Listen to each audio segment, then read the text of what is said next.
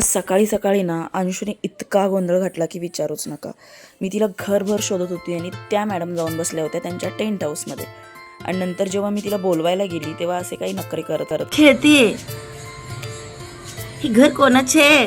तुझं घर आहे, तुझं घर आहे. ओ, आणि बेबीला झोपवते तू. बेबीला झोपी झोपी करायला सांग जरा. कसं झोपी झोपी करते बेबी तुझा? ओ किती छान छान. Bye bye. नंतर ना आम्ही कोजागिरीसाठी खाली गेलो होतो, कारण कोजागिरी पौर्णिमेचं सेलिब्रेशन होतं सोसायटीमध्ये.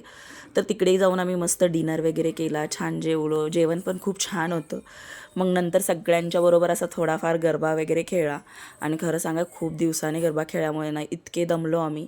अंशू तर एका जागी बसलीच नव्हती. आम्ही आय थिंक 7 वाजता खाली गेलो होतो आणि 11 वाजता वरती आलो.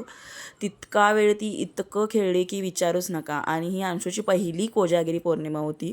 आणि सगळ्यात मस्त म्हणजे तिने दूधही पिलं आणि छान छान ती पीत होती.